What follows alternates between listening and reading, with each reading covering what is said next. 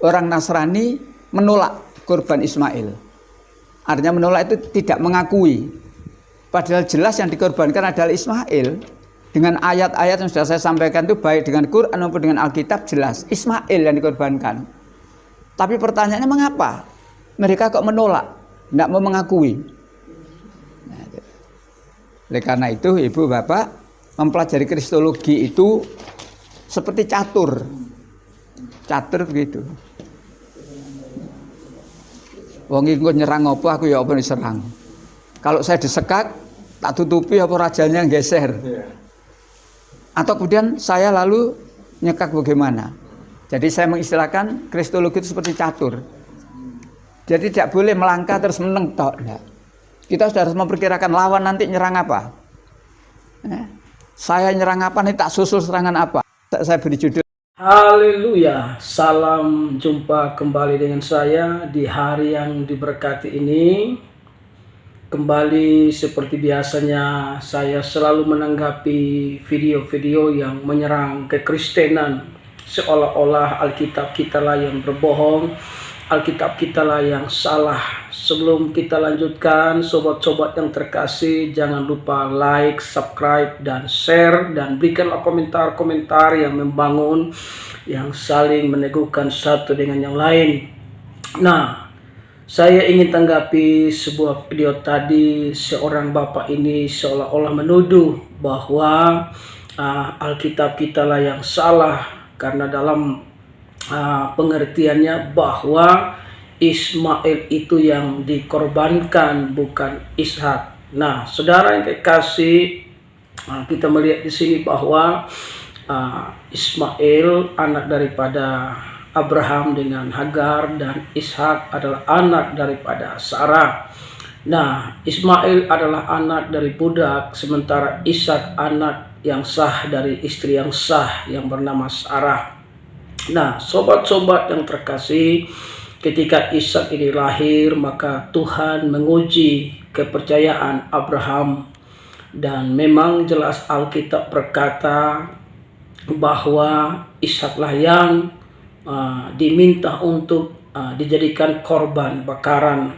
Namun kalau kita teliti dalam Alkitab, dalam Kejadian 22, Abraham itu punya iman, bukan anaknya yang akan jadi korban, tapi Tuhan menyiapkan domba.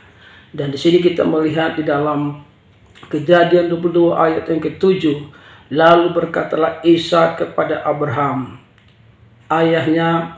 Bapa, sahut Abraham, ya anakku. Bertanyalah ia, di sini sudah ada api dan kayu, tetapi di manakah anak domba untuk korban bakaran itu? Jawab Abraham. Di situ sahut Abraham, Allah yang akan menyediakan, garis bawahi, Allah yang akan menyediakan anak domba untuk korban bakaran baginya. Anakku, demikianlah keduanya itu berjalan bersama-sama. Sekalipun Tuhan minta anak itu, namun Abraham punya satu keyakinan bahwa Tuhan pasti menyediakan domba baginya, dan anaknya itu tetap dibiarkan hidup untuk hormat dan kemuliaan bagi nama Tuhan. Nah, kalau kita lihat terus lagi di ayat yang ke-10, sesudah itu Abraham mengulurkan tangannya lalu mengambil pisau untuk menyembelih anaknya. Tetapi berserulah malaikat Tuhan dari langit kepadanya, Abraham, Abraham, sahutnya, ya Tuhan. Jadi kita lihat di sini yang sangat jelas itu adalah Ishak. Namun saudara, tidak perlu kita saling menyerang, karena ternyata dua-duanya itu tidak jadi dikorbankan. Baik itu Ismail dan Ishak, dua-duanya tidak jadi dikorbankan.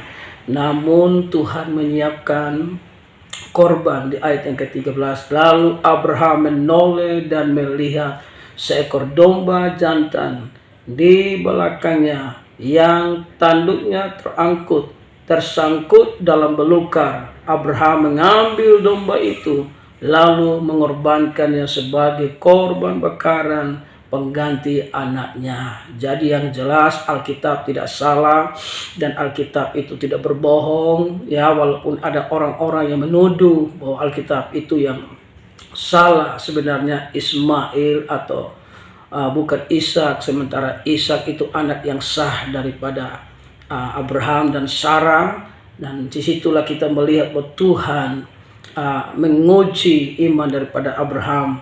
Namun Abraham punya satu keyakinan, Tuhan pasti siapkan domba, dan ternyata Tuhan menyiapkan domba jantan yang tersangkut di situ sehingga diambilnya menjadi korban bagi Tuhan. Sobat-sobat yang terkasih dalam nama Yesus Kristus, kita lihat di sini bahwa tidak ada yang dikorbankan ya, baik Ismail dan Ishak tidak ada yang dikorbankan. Jadi tidak perlu kita saling menyerang pakai contoh seperti catur. Saudara, kebenaran itu bukan seperti catur ya, tapi kebenaran itu ya dan amin. Firman Tuhan ya dan amin.